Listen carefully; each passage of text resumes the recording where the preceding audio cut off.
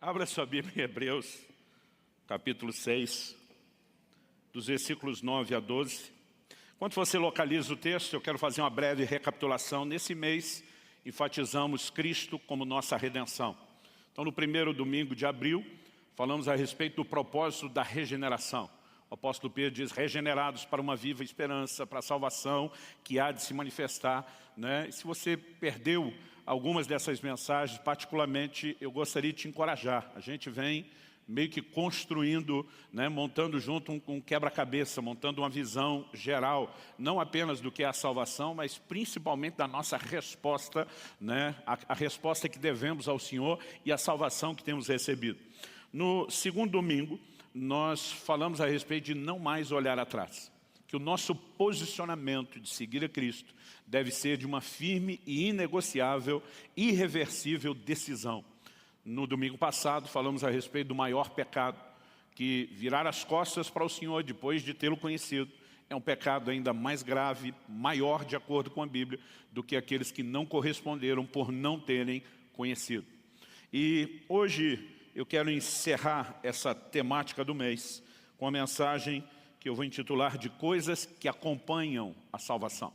Então nós vamos usar como texto base aí Hebreus, capítulo 6, do versículo 9 até o 12, eu vou ler na Nova Almeida atualizada, que diz assim: quanto a vocês, meus amados, ainda que falemos desta maneira, estamos certos de que coisas melhores os esperam, coisas relacionadas com a salvação. Porque Deus não é injusto para se esquecer do trabalho que vocês fizeram e do amor que mostraram para com o seu nome, pois vocês serviram e ainda estão servindo aos santos. Desejamos que cada um de vocês continue mostrando até o fim o mesmo empenho para a plena certeza da esperança, para que não se tornem preguiçosos, mas imitadores daqueles que pela fé e pela paciência herdam as promessas. Amém. Bom, a partir desse texto, que na versão que eu estou lendo diz coisas relacionadas com a salvação. Ele diz, estamos certos de que coisas melhores os esperam, coisas relacionadas com a salvação.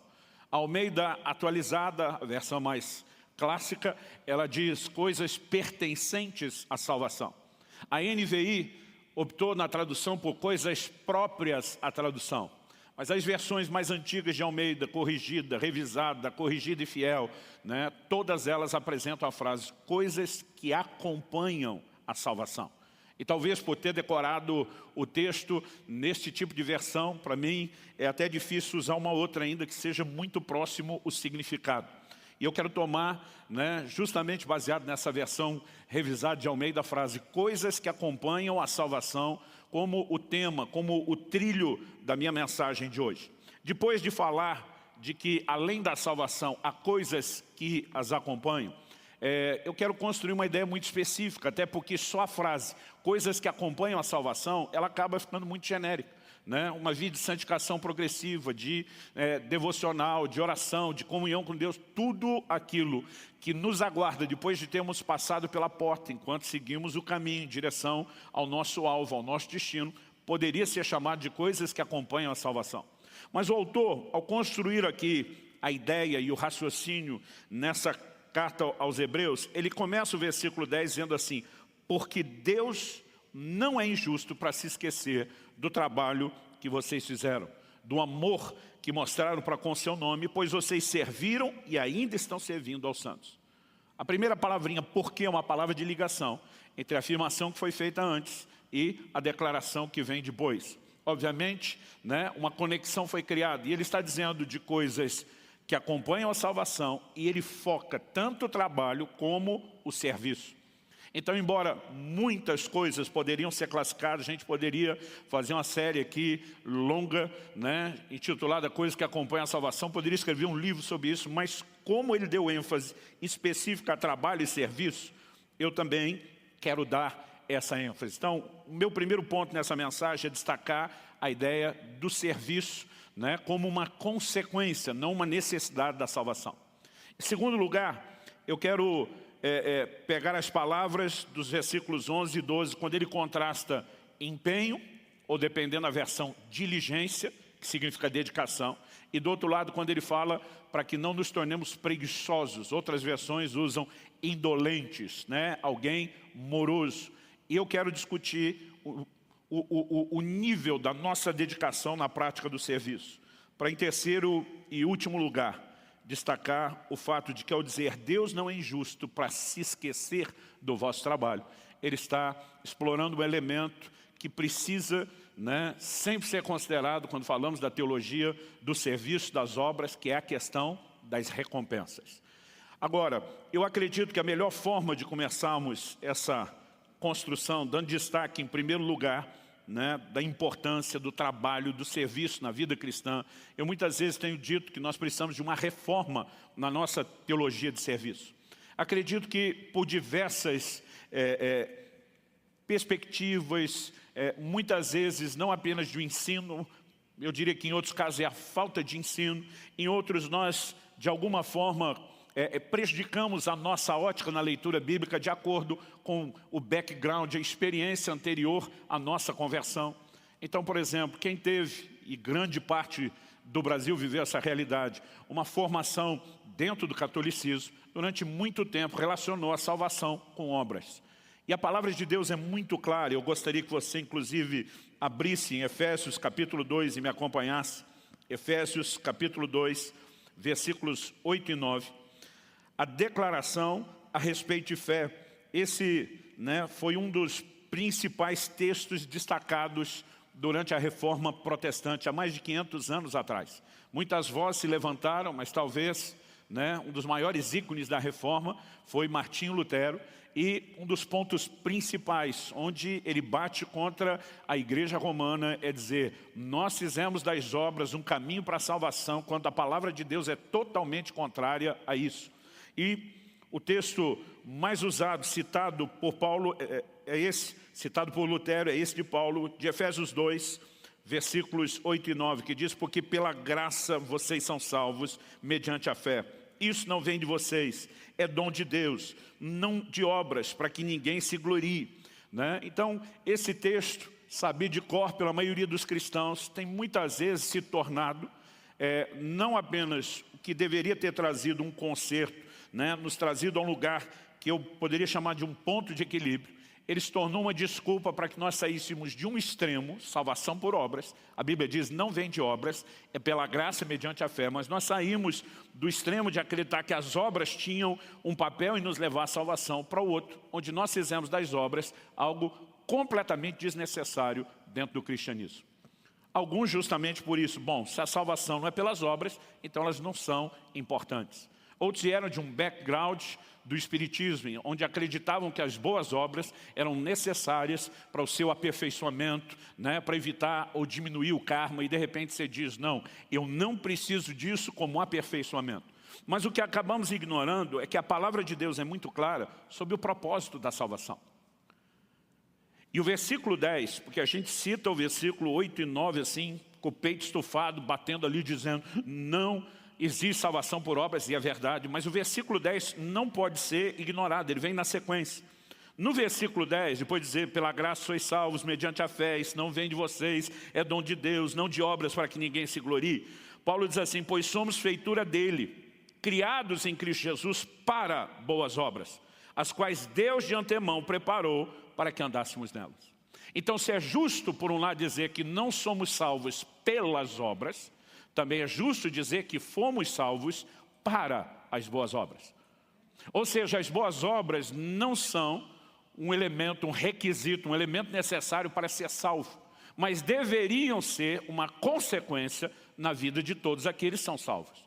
Ninguém precisa da prática de boas obras para passar pela porta da salvação. Mas ao se trilhar o caminho que nos conduz a esse alvo, que é a plena salvação, na sua manifestação futura, que temos destacado ao longo de todo o mês, nós precisamos entender que as obras são um elemento importante e necessário. Então, ao considerarmos isso, acredito que o ponto de partida da reflexão é que Deus preparou de antemão, não apenas antes da minha e da sua conversão, antes da nossa existência, Deus tinha um plano e um projeto para que nós praticássemos as boas obras. E Ele não apenas está dizendo isso, Mas ele mostra, obviamente, que o propósito da salvação não é apenas aquele dia final, onde ela terá sido completamente consumada e que nós usufruiremos, né, da plena comunhão com Deus, mas que ao longo desse trajeto, até que cheguemos lá, nós possamos ter uma vida cristã pavimentada por boas obras. As boas obras, elas também, assim como coisas que acompanham a salvação, têm um significado e uma aplicação muito ampla. E eu quero concentrar de maneira muito específica a questão que é destacada aqui nesse texto de Hebreus, quando ele fala não só do trabalho que eles fizeram, mas de terem servido e ainda estarem servindo aos santos. Então hoje, dentro desse contexto, eu quero dar uma atenção, uma ênfase especial à questão do serviço cristão. Embora, repito, obras não se limitem a isso. A maioria de nós, quando ouve a expressão boas obras, nós acabamos pensando quase que única e exclusivamente em caridade. Isso também precisa ser parte da nossa prática cristã e talvez mereça, né, uma ministração específica num outro momento. Mas hoje eu quero dar destaque a essa questão do serviço, né? Não apenas como se fosse um item opcional na vida cristã, mas nós precisamos entender que é o propósito. Não fomos salvos pelas obras, mas fomos salvos para as obras, né? Essas obras da fé, como diz Tiago, né? Quando o apóstolo Paulo, e durante muitos anos, estudiosos tiveram dificuldade, né, em harmonizar as declarações de Paulo e Tiago. Né? Paulo estava dizendo, não existe salvação que venha por meio das obras. E Tiago dizia, me mostra a sua fé sem obras, que eu pelas minhas obras te mostro a minha fé. E muitos diziam, eles estão se contradizendo. Não. Um está falando sobre salvação, o outro está falando sobre vida cristã. Um fala que as obras não são necessárias para se passar pela porta. O outro mostra que elas são importantes no caminho, o que Paulo, no versículo 10, também diz.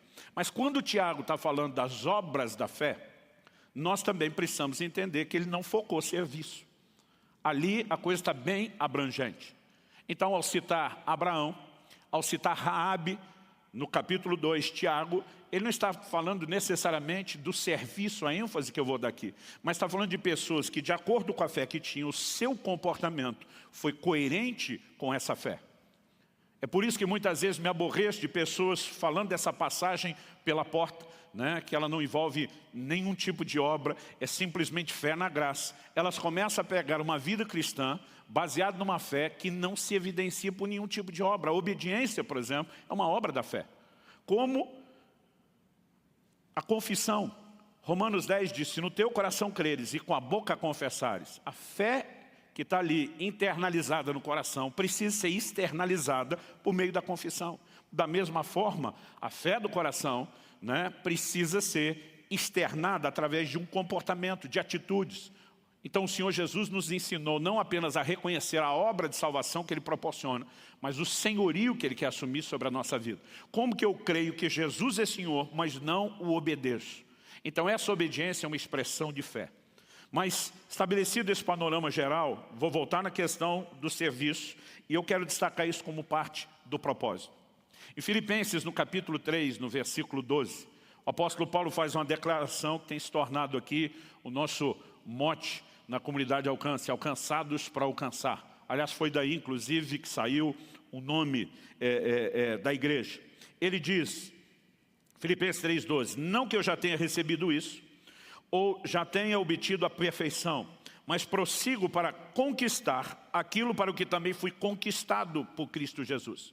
Essa palavra aqui, nessa versão que estou lendo traduzido, conquistar, em várias versões, foi traduzida como alcançar. O significado dela é muito abrangente. Essa palavra no original grego é katalambano, e de acordo com os estudiosos significa obter, tornar próprio, dominar ao ponto de incorporar como seu, alcançar, tomar para si mesmo, apropriar-se, apoderar-se de, tomar posse de, capturar. Tudo isso indica uma responsabilidade que é nossa e não de Deus. Eu tenho que alcançar, conquistar, me apoderar daquilo para o qual fui alcançado, conquistado da parte do próprio Senhor. Ou seja, Deus nos alcançou, não apenas para nos proporcionar uma vida cristã egoísta centrada em nós mesmos, mas Ele nos alcançou com o propósito de que nós também alcançássemos aquilo que Ele preparou de antemão, inclusive as boas obras nas quais nós devemos andar. Então, eu acho que o ponto de partida é reconhecer que isso é parte do cristianismo, não é item opcional. Tiago, capítulo 4, versículo 17 diz: portanto, aquele que sabe que deve fazer o bem e não faz, nisso está pecando. É um pecado de negligência, é um pecado de omissão, em alguns casos, de deliberada desobediência. Eu brinco que a grande comissão de Cristo tem sido interpretada por muitos cristãos como se fosse a grande sugestão. Quase como fosse um hashtag fica a dica, se você puder me ajudar, né, propagar o evangelho bem, se não, eu vou entender sua vida corrida e o fato de você ter propósitos mais importantes do que o meu reino, que deveria estar em primeiro lugar. E nós criamos desculpas para não viver aquilo que é essencial como consequência. Repito, não como requisito para a salvação. E a partir desse texto, para mim é muito evidente que para nós que temos recebido a salvação em Cristo Jesus, as boas obras, né, especificamente dentro delas, o serviço cristão. Aqui ele não fala nem só de se pregar o evangelho, aquele que precisa de salvação. É lógico que essas pessoas, depois de ganho, precisam de acompanhamento, precisam de discipulado. O serviço cristão diz respeito a toda a extensão de cuidado, né, de ajuda para que possa haver crescimento espiritual. Isso não é algo que apenas alguns poucos líderes deveriam fazer por outras pessoas. A Bíblia fala, né, essa classificação de serviço entra nas mutualidades, naquilo que nós devemos fazer uns aos outros. Orai uns pelos outros. Se você lê o Novo Testamento destacando só esses mandamentos recíprocos uns aos outros, é impressionante. Sujeitai-vos uns aos outros, orai uns pelos outros, suportai-vos uns aos outros. Então, o autor de Hebreus diz que nós não podemos deixar de congregar, mas devemos nos estimular uns aos outros, ao amor e às boas obras. O mesmo livro de Hebreus fala anteriormente que nós devemos admoestar-nos uns aos outros durante o tempo que se chama hoje, para que ninguém se endureça pelo engano do pecado. Em todas essas aplicações nós vemos gente se dispondo ao serviço, apoiar e ajudar os seus irmãos a crescerem espiritualmente.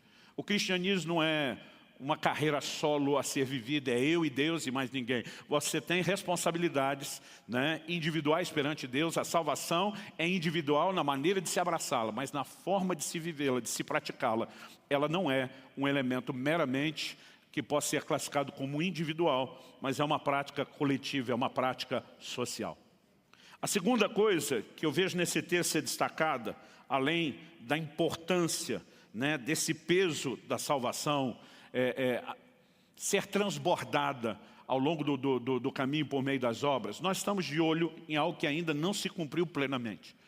Paulo escreve em Romanos 8, diz: na esperança fomos salvos. Né? A salvação ela pode ser conjugada no tempo passado, fomos salvos, no tempo presente, mas também no tempo futuro, porque a gente lê isso na Bíblia, seremos salvos. Enquanto, como diz 1 de Pedro 1,9, nós estamos aguardando o objetivo final da nossa fé, a salvação da nossa alma. Nós devemos seguir por esse caminho em direção ao alvo, transbordando boas obras. Segundo lugar, segunda coisa que eu vejo nesse texto, dentro dessa ideia do serviço e das coisas que são relacionadas com a salvação, que acompanham a salvação, é o destaque que ele dá nos versículos 11 e 12. Ele diz assim: desejamos que cada um de vocês continue mostrando até o fim o mesmo empenho. Outras versões dizem diligência, que já destaquei anteriormente, significa dedicação. E no versículo 12, ele diz: para que vocês não se tornem preguiçosos. Outras versões usam o termo indolentes, são sinônimos. Mas o que eu queria destacar aqui como algo que eu acredito que realmente é curioso e merece a nossa atenção, é o significado dessas palavras que foram usadas aqui no texto original. A palavra que foi aqui traduzida como empenho ou diligência, dependendo da tradução, ela no original grego, a palavra spode, significa afobação, com pressa. Ela, embora também seja traduzida como diligência, ela tem a idade de ansiedade em executar, promover ou empenhar-se por algo. Essa ideia de afobação e de pressa, né? Não uma ansiedade qualquer, mas uma ansiedade em executar, revela o entendimento da importância, a prontidão de resposta e o nível de entrega nessa resposta. Agora, o interessante é que quando ele fala para que não vos torneis indolentes ou preguiçosos, a palavra que aparece no original grego, notros, de acordo com os estudiosos, significa lento, moroso, preguiçoso ou indolente, esses dois significados já tratamos. Não é curioso que quando a Bíblia fala de diligência, ela fala de pressa. Mas quando fala de indolência, ela fala de lentidão. Nós muitas vezes ainda usamos essas figuras de linguagem, mesmo hoje. Fulano é devagar, quase parando. Beltrano é uma marcha lenta, né? A gente está falando de uma resposta e de uma dedicação baixa. Agora, eu queria pegar essas duas palavras. Aqui fala de diligência, envolvendo pressa, alguém acelerado. Aqui fala de indolência, falando de alguém que é lento. E trabalhar, em segundo lugar, aqui a pergunta: qual é o seu ritmo? Porque o ritmo, eu acredito que ele é uma espécie de termômetro que revela se nós entendemos ou não a importância do serviço e se estamos nos dedicando a isso ou não. Gente, né, que nunca está disposta a servir, que vive só a mentalidade de consumo na fé. Eu quero apenas usufruir, não sinto que tenha responsabilidade com nada ou ninguém, já está fora dessa conversa de hoje. Não quer dizer que, se esse é o seu caso, que você não precisa de arrependimento e resposta à palavra. Mas mesmo aqueles de nós que até estamos em movimento, mas não no ritmo que deveríamos, nós precisamos considerar. Jesus, quando falava a respeito de coisas essenciais à nossa sobrevivência, o que comer, o que beber, o que vestir, ele diz: mas busquem antes, em primeiro lugar, o reino de Deus e a sua justiça, e as demais coisas vos serão acrescentadas. Aquilo que eu e você tratamos como o essencial, o primário, que é a nossa sobrevivência, o Senhor diz, deveria vir depois da sua dedicação ao reino. A minha pergunta é, quero que você se questione, eu como cristão, tenho dado mais valor e importância a priorizar o reino do que minha própria sobrevivência? E se sim, nós precisamos avaliar a respeito do ritmo. Não, meu serviço é ocasional. Uma vez por mês, uma vez por ano, de tempos em tempos, só se bater uma inspiração muito forte, né? São coisas que nós precisamos questionar. Nós precisamos avaliar a nossa vida. Muitas vezes existem desculpas sendo dadas e elas precisam ser derrubadas. Não, pastor, eu não tenho capacitação. É certo que existem algumas áreas que nós precisamos de dons e talentos específicos. Eu dou graças a Deus, o pastor Marciano desistiu de tentar ser líder de louvor ou tecladista. Coisa que, para quem não sabe, ele já tentou anteriormente. E para o nosso próprio bem, isso não aconteceu mais, né? Mas, apesar de ter a liberdade de brincar, falando em termos musicais, minha situação é pior que ele. Gente, se eu cantar aqui, o culto acaba. Vocês não conseguem ficar. Eu não sei se o Espírito Santo não sai junto do ambiente. Bom, brincadeiras à parte, alguns de nós em áreas específicas, obviamente não podemos servir sem um talento nato dado por Deus ou uma habilidade sobrenatural. Mas há outras áreas onde todos nós podemos servir. Evangelizar não é responsabilidade de um evangelista. Assim como ensinar não é só responsabilidade do mestre e pastorear não é só do pastor. Esses são dons que equipam o corpo de Cristo para realizar todas essas funções, porque elas são necessárias a todo o corpo de Cristo. Então, falar de Jesus, ajudar a cuidar de alguém que foi salvo, né? Exercer as mutualidades da vida cristã o tempo todo, não vivendo sozinho, isolado, mas praticando uns aos outros, são coisas que todos podemos fazer. Talvez haja algumas outras áreas que Deus te deu algo singular que não deu a outro irmão. Um dos dons do Espírito Santo, né, que opera na sua vida e na vida do seu irmão é um outro dom. Então, a questão não é nos comparar, mas existem aspectos, e eu quero dar ênfase principalmente a isso, daquilo que todos nós podemos fazer, que a gente não pode viver dando desculpa. Outro dia alguém falou, não pastor, eu não tenho capacitação. Eu falei, olha, eu não quero te dizer que a capacitação não é importante. Quando você olha Jesus treinando os seus discípulos durante 3 anos e meio de uma forma muito prática, é óbvio que é importante. Quando você olha o apóstolo Paulo, por exemplo, quando para em Éfeso e gasta ali pelo menos 2 anos treinando um grupo de discípulos que evangelizaria toda a Ásia, é evidente que a capacitação é importante. Embora alguns não buscam nem o mínimo da capacitação e depois querem usar a desculpa de que não tem capacitação. Em 1 de Pedro 3,15, a Bíblia diz que nós devemos estar sempre prontos para saber responder a cada um acerca da razão da esperança que há em nós. E tem muita gente que ao longo de uma vida cristã não estuda o básico, o fundamental, não sabe, não consegue sobreviver a um questionamento, a um ataque em relação à sua fé. Mas muitas vezes está preso nesse nível porque foi negligente, porque nunca se matriculou na escola bíblica, porque nunca gastou tempo procurando crescer e aprender. Mas o que dizer de um novo convertido, que ainda nem teve tempo de passar por isso? Quando eu olho para a Bíblia, eu vejo que mesmo os novos convertidos, eles demonstravam, e esses textos não foram registrados à toa, né? A Bíblia diz tudo quando foi escrito, para nosso ensino foi escrito. Por exemplo, quando Jesus ministra aquela mulher samaritana junto ao poço de Jacó, está registrado em João capítulo 4.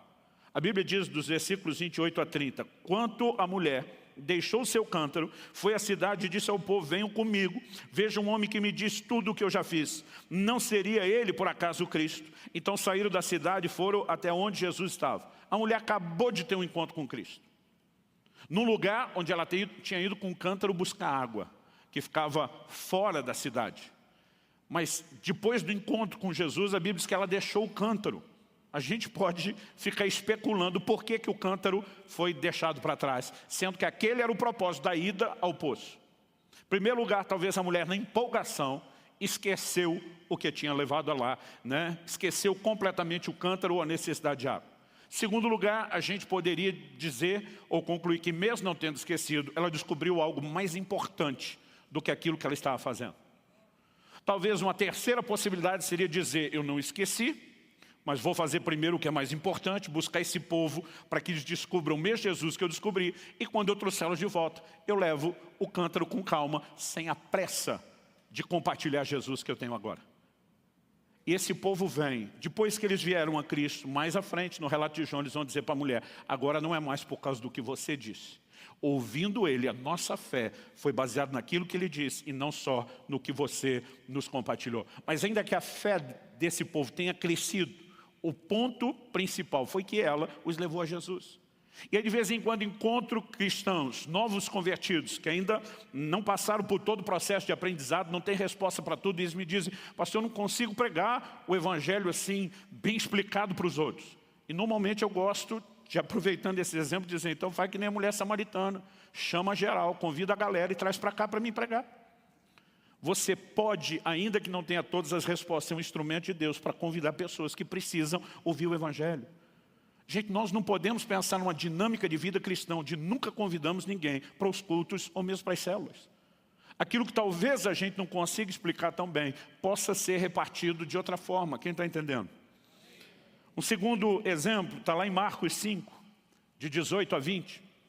Quando aquele endemoniado, ou agora ex-endemoniado gadareno, aliás, pensa num cara, irmão, que de fato, se tivesse uma espécie de Guinness Book para as coisas espirituais, talvez entraria como um dos piores endemoniados da história. Quando Jesus indaga o demônio que está falando na boca do homem, e diz qual o seu nome, ele responde, Legião, porque somos muitos. A palavra legião para mim e para você não significa muita coisa, mas no exército romano, era um agrupamento, um destacamento que poderia variar de 2.000 a 6.000 soldados. Para ele usar aquela ilustração, está dizendo, nós somos alguns milhares. E a gente sabe que sim, porque só os porcos nos quais eles entraram depois da libertação do homem, e os porcos que morreram, a Bíblia diz, eram cerca de 2.000 porcos. Pensa num cara que tinha uma vida terrível. A Bíblia diz, não conseguiam prendê-lo nem com jaulas, nem grilhões. Ele se feria a si mesmo, andava, né, vagando, dormindo nos cemitérios. Agora ele tem um encontro com Cristo, foi liberto. A conversão dele é evidente, ninguém vai destacar isso. Agora, esse homem não teve nenhum cursinho de batismo, como muitas vezes nós fazemos hoje em dia. E Jesus vira para ele e diz o seguinte, vai para os teus, anuncia-lhes tudo quanto Deus te fez e como teve misericórdia de você. Jesus está dizendo, você pode não ter a teologia da sua libertação e da sua salvação completa, mas você tem um testemunho, você é uma prova viva do que Deus pode fazer na vida dos homens. Ou seja, comece agora, imediatamente após a sua conversão, a partilhar a sua fé. O tempo todo nós vemos essa pressa e afobação em quem tinha um encontro com Cristo, dizendo, isso não pode parar só em mim. Aliás, o apóstolo Paulo diz, com a consolação que nós somos consolados, nós consolamos os outros. Na vida cristã, tudo que recebemos de Deus envolve uma celebração, mas envolve também um compartilhar. Então, a vida cristã não é só receber. Nós somos gratos a Deus e nós também compartilhamos. Tem gente que às vezes me diz, pastor, eu não tenho específico qual é o meu dom, qual é o meu chamado. Eu digo, procure repartir o que Deus fez na sua vida e na vida de outros. Você tem uma experiência profunda de restauração do seu casamento ou na sua família, ajude outras famílias a experimentar o que você experimentou. Quando você se converteu, Deus te arrancou do mundo de vícios, das drogas, da bebida. Foque em ajudar pessoas a experimentarem aquilo que você experimentou, até que você tenha mais clareza do plano e do propósito. Aproveite para repartir aquilo que você tem da parte de Deus. E esse camarada sai, o verso 20 diz assim, então ele foi, o gadareno, o ex-endemoniado, então ele foi e começou a proclamar em Decápolis tudo o que Jesus lhe tinha feito, e todos se admiravam. Durante muito tempo eu via que ele foi para Decápolis e pensava, é o nome da cidade onde ele morava. Levou muito tempo para que eu descobri estudando que Decápolis, a palavra polis significa cidade, é por isso que muitas cidades terminam com esse nome. A palavra deca significa 10, mas demorou muito tempo para entender que Decápolis não era uma cidade, era uma região de 10 cidades romanas ali dentro de Israel e Jordânia. E esse camarada não se limitou apenas à sua família. Ele não se limitou a falar apenas para a sua vizinhança. Ele impacta todas as 10 cidades, né, onde a sua história era conhecida. Meu querido, se Deus pôde confiar o destino de 10 cidades, da proclamação do Evangelho a 10 cidades, a um novo convertido como esse, não diga que você não pode em Deus experimentar nenhum tipo de resultado. É lógico que precisamos de crescimento e aperfeiçoamento. Enquanto vamos fazendo, a gente pode, debaixo de mentoria e discipulado, e sendo ajustado e programado. Então não quero desprezar a importância de capacitação, mas isso tem se tornado para muitos uma desculpa para não fazer nada, ou para fazer ocasionalmente, de vez em quando, mas não no ritmo que nós deveríamos. Quando eu vejo 2 desses novos convertidos com pressa, tipo, isso virou o propósito de vida. Quando eu olho para o ritmo de uma igreja evangelizando o livro de Atos, a palavra tem que ser espalhada, a palavra tem que ser comunicada. Essa afobação, ela na verdade é a leitura da diligência e da dedicação a quem fez do reino de Deus a sua prioridade. Então avaliar o seu ritmo pode de fato te ajudar a entender algo. Agora, não é só a velocidade. Nós precisamos combinar aqui a questão de constância. Porque alguns no serviço, eles começam como se fosse a corrida dos 100 metros rasos. Mas daqui a pouco estão com a língua de fora e não conseguem mais correr. Então, o ideal seria combinar a velocidade dos 100 metros rasos com a persistência de uma maratona. Há um misto entre essas duas coisas que precisa ser entendido. Por quê? Porque apesar dele dizer, passado, vocês serviram aos santos, presente, ainda estão servindo, ele diz aqui em Hebreus 6, versículo 12. Desejamos, 11 e 12, desejamos que cada um de vocês continue mostrando até o fim o mesmo empenho, a mesma velocidade para a plena certeza da esperança, para que não se tornem lentos, preguiçosos, morosos, mas imitadores daqueles que pela fé e perseverança, dependendo da sua versão, fé e longanimidade. Longanimidade é ânimo longo. Outras versões, fé e paciência, a capacidade de não desistir, herdam as promessas. Ou seja, serviram, estão servindo e até o fim vão manter o mesmo ritmo, vão manter a mesma dedicação. Quem está entendendo, diga amém. Bom, destacado aqui que fomos salvos para as obras, o questionamento do ritmo como um termômetro que nos ajuda a avaliar. Eu quero encerrar destacando em terceiro e último lugar a questão das recompensas. O versículo 10 diz que Deus não é injusto para se esquecer do nosso trabalho. Eu gosto de como a questão das recompensas está relacionada com o caráter de Deus e com a justiça de Deus. Ou seja, tudo aquilo que você está fazendo para Deus não será esquecido. Quantos são gratos a Deus por isso? Mas tudo aquilo que você se recusa a fazer, ou negligencia, se omite a fazer, também não será esquecido. Porque se Deus se lembrar só do que fazemos de bom, mas não se lembrasse de que nós negligenciamos o que Ele mandou, Ele não seria nem justo e nem de uma memória tão confiável. Deus é tão justo para retribuir positivamente, como é justo para retribuir negativamente falando. E essas coisas precisam ser levadas em consideração, de modo que haja temor no coração. É lógico que nós precisamos entender que o serviço ele precisa ir além do elemento obrigação. É mandatório, o mandamento que foi dado, ok.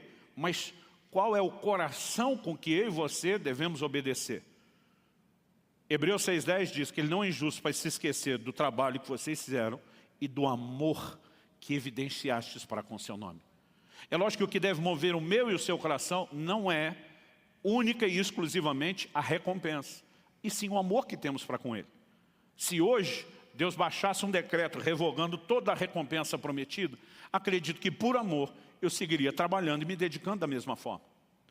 Não estou dizendo que o conceito de recompensa não deveria nos incentivar.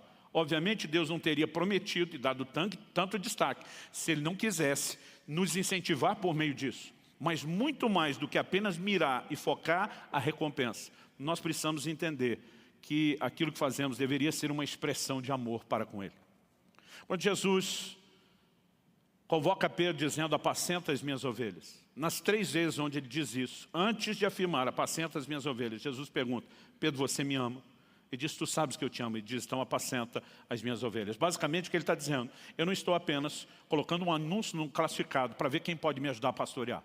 Eu tenho um requisito muito específico para quem quer me ajudar, cooperando comigo no serviço, que você faça isso por amor a mim, antes mesmo de ser por amor às pessoas que você vai ajudar.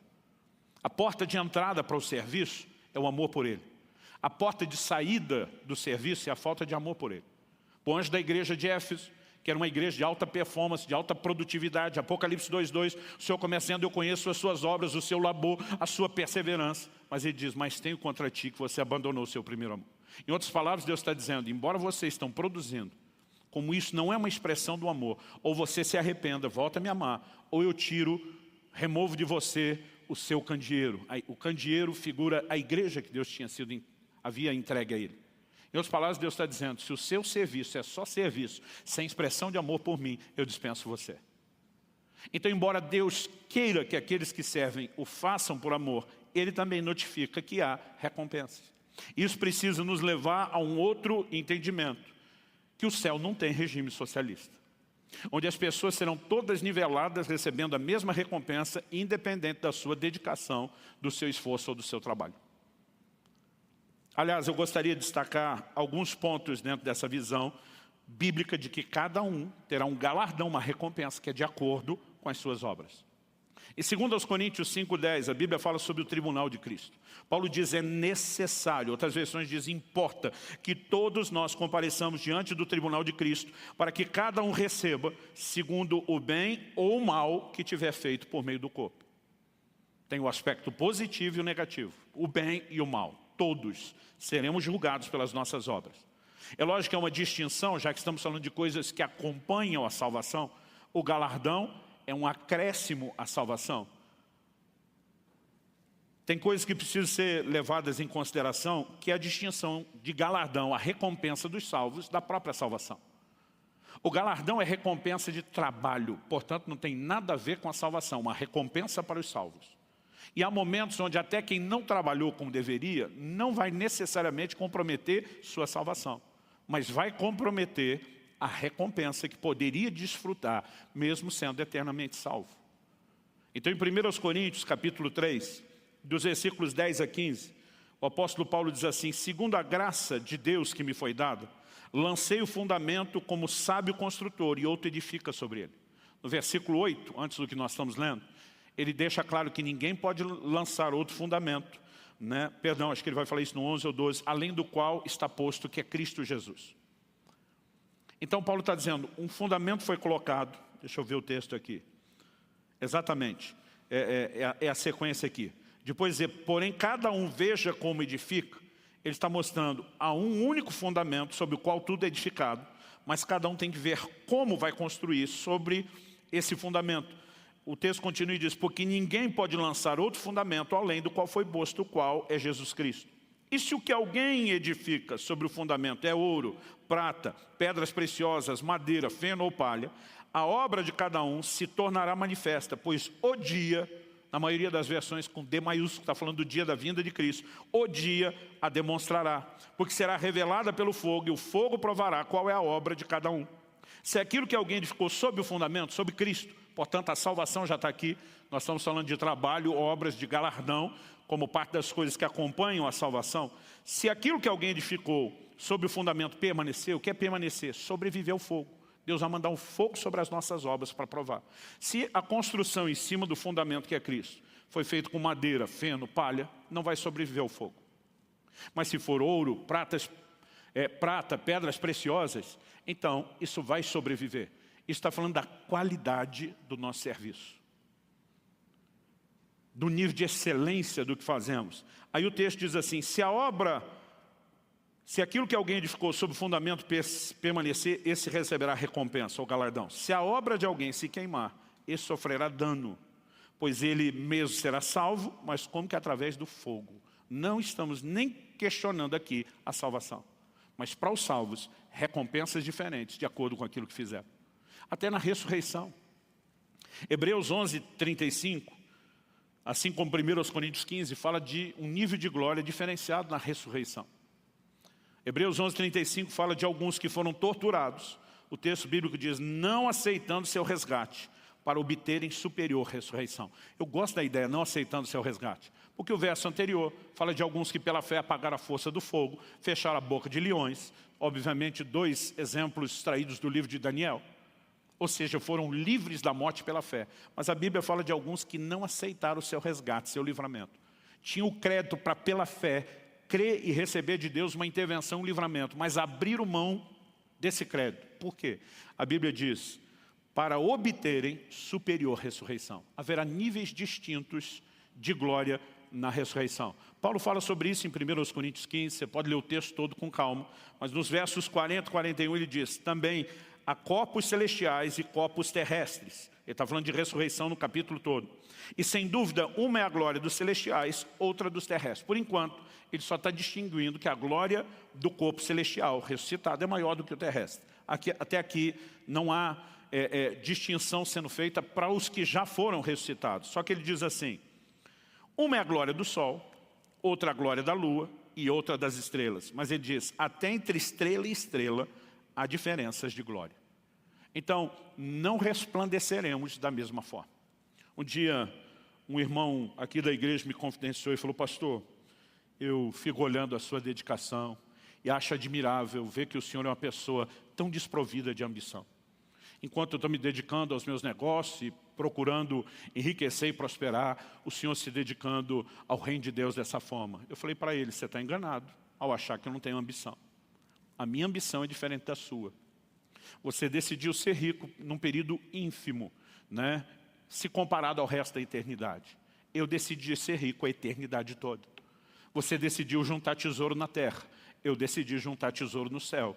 Isso não significa que eu sou alguém sem ambição, mas a minha ambição é superior à sua. Ele ficou me olhando, né, e disse, não esperava por essa resposta. Eu falei, meu amigo, quando você entende os valores eternos, não significa que você não possa viver bem aqui, mas isso deixou de ser prioritário em relação a construir algo por toda a eternidade. Quem está entendendo, diga amém. Uma das coisas que precisa motivar a mim e você é entender que ao servir pessoas, não podemos olhar isso apenas como algo desgastante, cansativo. É lógico que lidar com gente não é fácil.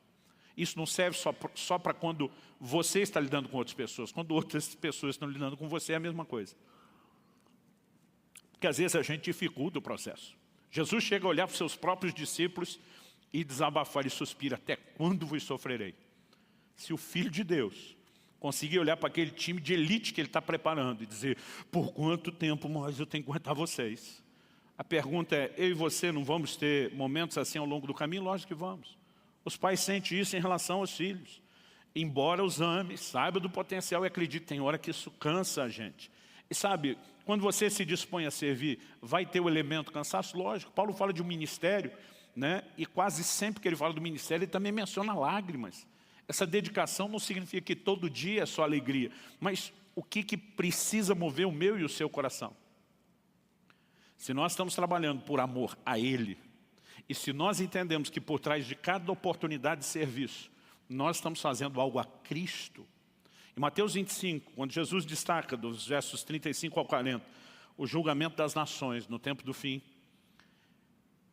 ele vai se dirigir a um grupo à sua direita e dizer: eu tive fome, vocês me deram de comer, eu tive sede, vocês me deram de beber, eu estive nu, vocês me vestiram, eu estive enfermo e preso, vocês me visitaram. Essa mesma turma que ele está dizendo, vocês me fizeram, eles vão dizer: quando mesmo foi que a gente fez esse negócio para você?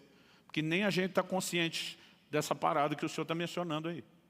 Ele vai dizer: cada vez que vocês fizeram um dos pequeninos, estavam fazendo a mim. Ou seja, não quer dizer nem que eles fizeram só com a consciência de que era para ele.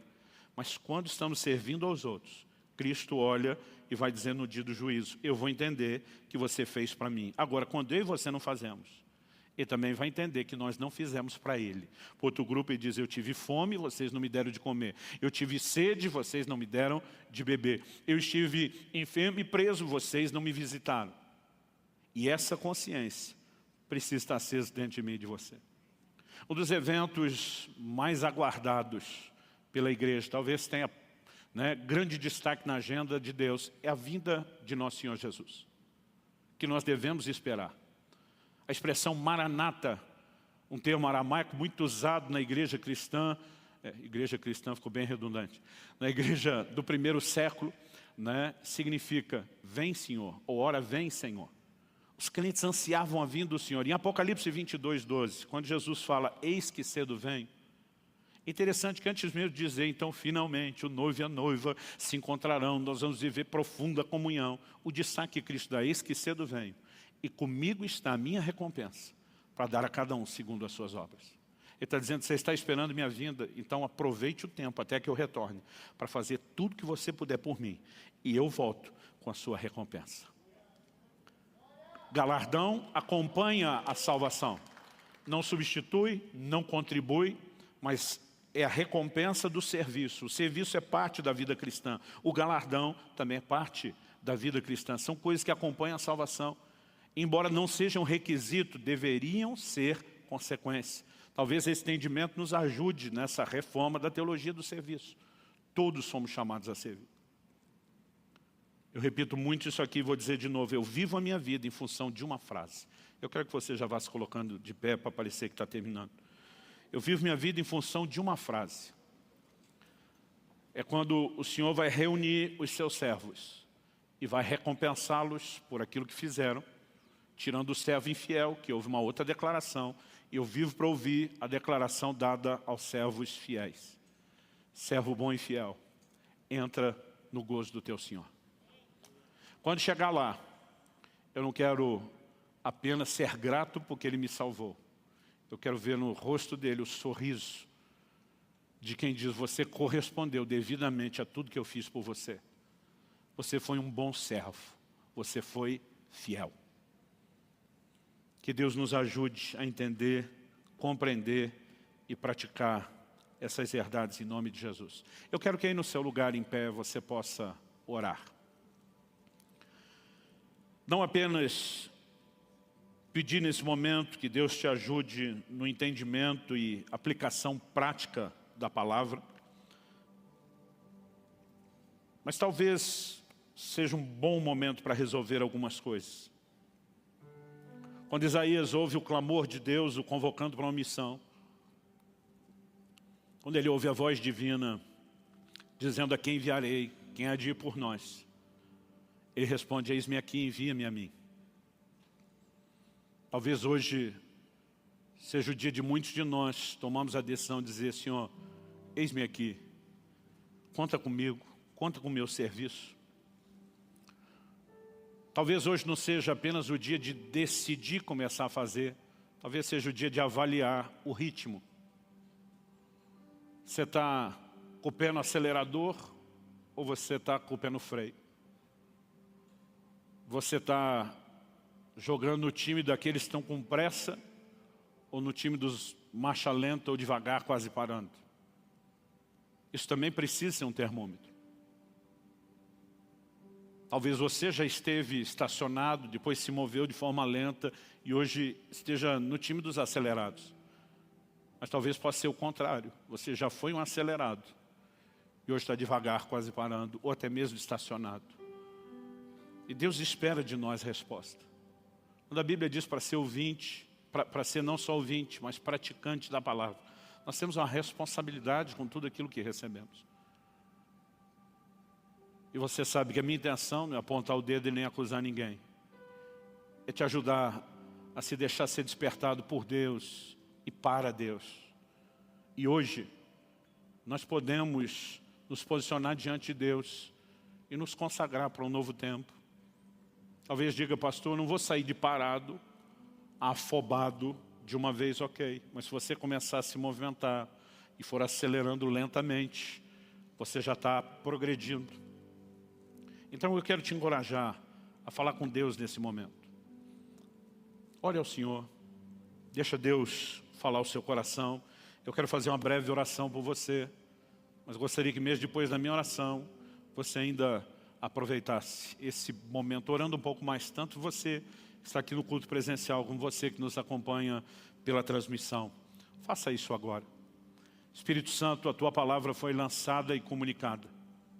E só o Senhor pode torná-la viva e prática no coração e na vida dos meus irmãos e irmãs. Eu oro não apenas pelo entendimento espiritual, mas eu oro pelo despertamento que só a combinação da ação da Tua palavra e do Teu Espírito Santo pode produzir. Eu oro por resposta no coração dos meus irmãos. Eu oro que esse possa ser um momento, ó Deus, não apenas de uma leitura e de um autoexame, mas do exame do alto, onde cada um conte com a ação do Teu Espírito Santo, para fazer essa checagem, qual o ritmo em que estou me movendo. Talvez haja aqueles que serviram, estão servindo aos santos, mas já estavam cansados e precisam de forças novas, de um ânimo, precisam de alento para prosseguir sem desanimar, entendendo que, juntamente com a fé, precisamos de perseverança, de longanimidade. Pai, eu oro por intervenção do alto nesse momento. Nós precisamos de mais do que orientação e um bom conselho para nos mover dentro do trilho daquilo que o Senhor predeterminou. Nós precisamos da Tua graça, da capacitação do alto. Nós precisamos do convencimento do Teu Espírito Santo. E eu oro por esse selo sobrenatural sobre todos aqueles que ouviram a Tua palavra. Em nome de Jesus. Eu oro por resposta. Em nome de Jesus. Em nome de Jesus. E para a glória de Deus. Eu queria usar esse tempo para compartilhar o que Deus tem colocado no meu coração, que nos últimos anos, em especial de um ano para cá, né, se tornou parte para mim de uma verdadeira cruzada pessoal. Né, rodando o Brasil e mesmo fora dele, eu fiz isso em todos os estados do Brasil, batendo numa tecla que é um assunto, que é algo, né, que Deus precisou corrigir na minha vida nos últimos anos. E o apóstolo Paulo diz lá em 2 Coríntios, capítulo 1, verso 4, que com a consolação que a gente é consolado, a gente consola os outros. A gente precisa transbordar o que recebemos de bom, seja um aprendizado direto antes de errar, seja a correção depois de termos errado que dá um novo rumo, né? E eu sinto esse encargo. E orando bastante ao Senhor, eu senti de ter uma conversa com vocês nessa manhã, né? E se tiver que dar um título a ela, eu vou usar um título, não lembro se era o título do filme original, mas pelo menos a tradução, quando era garoto, O Céu Pode Esperar. Eu quero que você abra a sua Bíblia comigo no livro de Eclesiastes, no capítulo 7 e no verso 17. Eclesiastes 7, 17 faz a pergunta: não seja demasiadamente perverso nem tolo. Agora vem a pergunta: por que você morreria antes da sua hora? Depois de repreender um comportamento que é chamado tolo, né, como tolice, a pergunta é: por que morreria antes da sua hora? Esse texto me deu muito material para pensar, porque de alguma forma, ao longo dos anos, dezembro desse ano eu completo 32 anos só de pastorado, pregando mais tempo, né? E se tem algo que eu fiz e participei na vida, foi velório. Talvez a frase mais ouvida em velório, depois do clássico meus pêsames, meus sentimentos, seja um comentário comum, que eu ouvi muito da boca de crentes e não crentes. Pois é, quando chega a hora de alguém, não há nada que possa ser feito. E nós temos uma ideia meio que fatalista, que todo mundo tem dia e hora certa pré-determinado para morrer. Ou seja, a maneira como eu e você escolhemos em relação ao nosso estilo de vida, não teria impacto sobre isso. E esse equívoco tem nos custado caro e caro demais. Né? E eu quero conversar um pouco com você a respeito disso. Porque se há uma hora pré-determinada para todo mundo, esse entendimento foi construído principalmente em cima da declaração do Salmo 139:16, todos os meus dias foram escritos no teu livro quando nenhum deles ainda existia. E a gente muitas vezes confunde pré-ciência com pré-determinismo. Mas a Bíblia não se contradiz. A mesma Bíblia que diz que está tudo registrado, também faz a pergunta, por que morreria antes da hora? Se tem hora pré-determinada para morrer, não dá para morrer antes. Se morre antes, significa que essa hora pré-determinada não é tão inflexível quanto alguns de nós acreditamos. A Bíblia fala sobre pessoas, né, que não apenas podem encurtar os seus dias, mas fala sobre gente que pode aumentar os seus dias. Paulo, escrevendo aos Efésios, ele cita um dos 10 mandamentos, diz, honra teu pai e tua mãe, para que tudo te vá bem e você seja de longa vida sobre a terra. Então nós podemos ou aumentar ou encurtar os dias. Se há um tempo pré-determinado, não dá para aumentar nem encurtar. Se dá para aumentar e encurtar, não há um tempo pré-determinado. Então, eu e você precisamos pensar, e lógico, não dá tempo de eu entrar em detalhes, nem explanar o pano de fundo doutrinário. Aqui eu quero apresentar a versão de forma resumida, mas justamente por causa dessa maneira errada de pensar, eu durante muito tempo não me preocupava muito com algumas questões naturais, porque a gente tem a tendência de espiritualizar o que não precisa. Não é? Por exemplo, em Deuteronômio 22:8, Deus diz, quando você construir uma casa com terraço, faça também um parapeito, um muro de proteção. Por que é que Deus disse isso? Ele dá razão lá. Ele diz para que você não se torne culpado do sangue se alguém cair de lá. Ou seja, Deus está dizendo, se alguém cair por negligência, por falta de cuidado de vocês, não coloque a culpa em mim. Porque a gente tem a mania de jogar tudo para Deus. O camarada está distraído, olhando o celular, atravessa a avenida, atropelado, a gente diz, Deus recolheu. Imagina Deus olhando do céu e dizer, o que eu tenho a ver com isso? Né? Deus está dizendo, se eu não colocar o parapeito, alguém caiu, o culpado é você. Não diga que fui eu que recolhi. Então nós espiritualizamos o que não precisa. Mas Deus prometeu proteger. Isso não nos exime da responsabilidade de nos protegermos. Tanto quando o diabo vai tentar Jesus no deserto, diz, por que é que você não pula do pináculo do templo? Jesus diz, também está escrito. E ele vai citar o Salmo 91. Aos seus anjos dará ordem a teu respeito para que te guarde. Jesus não negou que isso está lá. Ele diz, mas também está escrito, tem o outro lado que o complementa. Né? Não tentarás ao Senhor teu Deus. Eu acredito que muitos de nós temos adotado um estilo de vida que não receberia outra classificação de Jesus que não seja exatamente esse. Estamos tentando a Deus. Em nome de acreditamos que Deus cura, que Deus intervém, nós ignoramos que certas coisas não precisam ser espiritualizadas. Então, na primeira carta de Paulo a Timóteo, no capítulo 5, no verso 23, Paulo dá um conselho ao seu discípulo. Não beba somente água, tome também um pouco de vinho, por causa das tuas frequentes enfermidades no estômago. Não era apenas algo momentâneo. Né? O apóstolo Paulo está dizendo e Paulo tinha um ministério de curas e milagres como pouco. Ensinava sobre fé e oração como poucos. Ele não está dizendo, Timóteo, vou botar a mão na sua cabeça e vou resolver isso. Ou você vai só orar a respeito. Ele dá orientações práticas. Se você fizer ajustes na sua alimentação, introduzir alguns alimentos que têm certos elementos terapêuticos que o próprio Criador fez, problema resolvido, você volta a ter saúde. Né? Então, outro dia eu estava citando esse texto, até porque Romanos 15:4 diz, tudo quanto foi escrito para nosso ensino foi escrito, até esse conselho. Aí uma pessoa me questionou, você não crê que Deus cura? Eu falei, eu creio que Deus cura. E acho que só espiritualiza quem crê. Porque quem não crê vai se garantir no natural. Então, o nosso erro é justamente não apenas porque cremos, mas porque temos visto Deus agir. Mas nós não podemos jogar tudo para Ele. Eu cheguei, né, no ano de 2008, bater o peso de 153 quilos. E o que tinha de amigo tentando me alertar, toma cuidado. Mas eu estava naquela fase, né, que os médicos eles chamam assim daquele intervalo de saúde, o health span. Né? Eu costumo dizer que de perto dos 20 até perto dos 40, normalmente você faz o que quer e a conta ainda não chegou. E um dia eu recebi a visita de uma pastora amiga nossa lá da Itália, que veio acompanhada de uma discípula, uma amiga dela da igreja, que era médica. Quando ela entrou e me viu, eu estava no auge do sobrepeso, dos 153 quilos. Ela regalou os olhos e disse, pastor do céu, cada vez que eu lhe encontro, o senhor está maior do que a última vez. Ela falava bem o português, né? E ela falou, desculpa, eu sou médica, eu não consigo não tocar no assunto.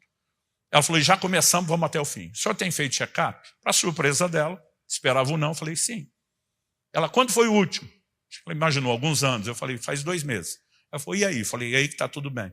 Ela fez cara que não acreditava, eu falei para minha esposa, pega os exames. Tipo, vamos esfregar na cara dela. Quando o Kelly levantou buscar, não precisa pegar. Eu falei, só está fazendo cara que não está acreditando. Ela falou, desculpa, pastor, difícil acreditar que o senhor esteja bem, mas sua palavra vale mais que o exame. Não vou olhar o exame. Eu me senti assim, digno de confiança. Ela começou a fazer as perguntas, ela só não olhou, ela quis saber da minha boca. Né? Como é que está a questão do colesterol, triglicerídeos, pressão, diabetes? E, naquele momento, surpreendentemente, estava tudo bem, porque eu ainda estava no tal do Health Spa. À medida que eu fui dando os resultados, ela falou, certeza que foi um cardiologista que fez esse check-up? Eu falei, sim. Ela falou, estou curioso para saber o que ele falou no final. Eu falei, olha, ele estava com a cara que nem a da senhora, assim, de que não está gostando. Mas eu lembro que ele jogou o envelope na mesa com o resultado dos meus exames, jogou com força, eu lembro do envelope rodando e batendo no meu peito, e ele falou assim, digamos que o senhor tem mais sorte do que juízo. Não era para com peso desse estar com resultados tão bons. E dentro de mim eu estou sorrindo, pensando só homem de Deus, que é aquela espiritualização que muitos de nós temos feito. No momento que eu falei isso, ela me interrompeu e falou, desculpa, eu vou discordar do seu médico. Ela falou, pastor, o senhor não está tendo sorte. O senhor só está ganhando tempo. E ela falou uma frase que seria o início do processo. Ela diz, pastor, lembre de uma coisa, o corpo é que nem cartão de crédito. Primeiro o senhor gasta, depois chega a fatura. Ela falou, e o senhor está gastando pra caramba, está arrebentando tudo quanto é limite. Essa conta vai chegar e vai chegar alto. E na hora, assim, eu tento lidar com aquilo, resistir na minha mente, mas eu nunca mais consegui esquecer essa frase. Ela ficou martelando na minha cabeça. Não produziu resultado imediato. 1 ano depois, a pressão disparou. Tive que começar a controlar com o remédio. 1 ano depois da pressão, já 2 depois da conversa, foi a vez da diabetes. Chegou com força. Quando eu vi a combinação dos dois, apavorado, comecei a perder peso.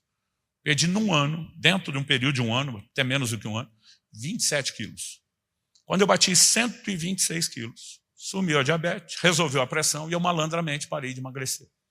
Ainda ficaria uns 3 anos e meio, mais ou menos, com esse sobrepeso, mas naquela fase que eu já estava dizendo assim, estou administrando, porque eu vi que a conta tinha chegado. Mas, depois de uns 3 anos e pouco, Deus começou a mandar um exército de gente para me confrontar, me cobrar, me corrigir, e aquilo foi se tornando progressivo. Eu brinco que 2013 foi o ano da conspiração divina, eu apanhava de todo lado. E valia tudo, dedo no olho, mordida, cotovelada, né? Mas teve 3 conversas que realmente foram parte assim da fase final de entender e começar a mudar o processo. Um deles foi um amigo que me abordou. E quando eu falo amigo, é daqueles que têm coragem de botar o dedo na sua cara, te corrigir. E ele um dia me aborda e fala assim, Subirá, pelo amor de Deus, você tem que se cuidar. Você recebeu de Deus um dom especial, nós não podemos te perder cedo. Quando ele falou isso, eu já reagi. Porque essa tentativa de me assustar com a morte, muita gente já tinha tentado, ninguém nunca conseguiu. Um médico uma vez falou isso para mim. Né? Ele simplesmente olhou, quando eu estava no auge sobrepeso, falou, você conhece alguém que tem o seu peso e pelo menos 70 anos? Eu pensei, falei, não estou lembrando de ninguém. Ele falou, pensa bem, não precisa ser amigo próximo. Eu pensei, esgotei todos os níveis de relacionamento, mesmo que superficiais. Falei, doutor, não lembro de ninguém. Ele falou, não lembra porque não tem. Eu falei, emagrece até os 70? Ele falou, não, morre antes. Mas ninguém nunca me assustou com essa ideia. Porque eu dizia para as pessoas, o crente não morre, é promovido e transferido. Né? Sai daqui da filial, vai para a matriz, vai trabalhar mais perto do chefe. E eu simplesmente conversava isso. Então, quando esse amigo meu começou, eu já acionei o modo faca tramontina, corte rápido. Não podemos te perder, eu olhei para ele e falei, para mim o morrer é lucro. Citando Filipenses 1. E disparei outra frase de Paulo, partir estar com Cristo é incomparavelmente melhor. Porque eu pensei, vou matar essa conversa no início, antes de começar. O que eu não esperava era o faca tramontina, o corte rápido que veio do outro lado. Ele olha para mim e fala assim, e se você der a sorte de morrer? Falei, como é que é? Foi meu amigo, vai estudar estatística. Você acha que gente que não se cuida com você morre na primeira? A maioria não dá essa sorte, não. Você está imaginando o quê? Que uma hora vai desligar o disjuntor, né? A cabeça cai, o espírito parte para estar com Jesus num processo rápido e indolor. Ele falou, a maioria não tem essa sorte. Vai sofrer numa cama, dá trabalho para a família. Gente, pela primeira vez alguém me assustou. Porque eu pensei o seguinte, eu falei, uma coisa é você deixar o melhor dessa vida para ter algo ainda melhor, que é estar com Cristo. Mas tem um limbo aqui no meio, que não é nem uma coisa nem outra. Mas ele mal esperou processar o susto e mandou a segunda frase. Ele falou assim, além de que de uma covardia sem tamanho sua declaração. Ainda me remedou. Partir estar com Cristo incomparavelmente melhor. Ele falou assim, melhor para quem? Só para você, seu egoísta. E Kelly, sua esposa, que vai ficar. E seus filhos, que você ainda não terminou de criar. E o plano e o propósito que Deus te confiou. E ele falou literalmente assim, então que se lasque o resto, porque para você é melhor. Falou, se isso não é encarnação da covardia e do egoísmo, me diga o que é. E eu emudeci. Eu nunca tinha pensado pelo outro lado. E quando eu achei que já tinha apanhado o suficiente, ele mandou a terceira. Ele falou, e para o ensinador de Bíblia, como você, parece que não entendeu, foi nada de Filipenses 1. Eu não sei o que me ofendeu mais, Odilon. Ele me chamar de covarde ou dizer que eu não tinha entendido Filipenses. Eu abri Filipenses 1 na hora, e eu quero que você abra comigo, para provar que ele estava errado. Só quando abri, eu mesmo vi que eu estava errado. Até aquele momento, eu nunca tinha enxergado ou entendido Filipenses 1. Eu quero que você leia comigo do verso 20. Se for possível, vou pedir ao pessoal que projete isso. Paulo diz assim, minha ardente expectativa e esperança é que em nada serei envergonhado, mas que com toda ousadia, como sempre, também agora, Cristo será engrandecido no meu corpo. Você pode repetir isso comigo? Diga, Cristo será engrandecido no meu corpo. Agora é o que ele diz, quer pela vida, quer pela morte. A maneira como vivemos deve engrandecer a Cristo. A maneira como vamos morrer também deveria engrandecer a Cristo. Esse é o contexto que Paulo está falando. Verso seguinte, 21. Porque para mim o viver é Cristo e o morrer é lucro. Eu nem lembrava da parte o viver é Cristo. Eu só ia para o morrer é lucro. Quando você vive Cristo, para Cristo, o modelo de Cristo, a conversa é outra. Gente, Efésios capítulo 5, né, fala a respeito do Senhor Jesus como modelo que o marido deve imitar no trato com a mulher. E diz que o marido tem que amar a esposa como ama o próprio corpo. Aqui não é um conceito só de amor próprio, mas dentro do amor próprio, que é o universo maior, está falando de amor pelo corpo. E depois de falar isso, ele diz, porque Cristo, falando a respeito da igreja, né, em relação ao seu corpo, o alimenta e cuida dele. Se ele é o nosso referencial de caráter e comportamento, ele cuida do corpo. E o cuidado não se limita à nutrição, ele é abrangente. A pergunta é, de onde eu e você tiramos a ideia que a gente não precisa se cuidar? Então, o viver é Cristo é reproduzir desde o modelo. Gente, quando você olha para Jesus, né, alimentação saudável, ingestão de água, né, movimento, exercício físico, alguns estudiosos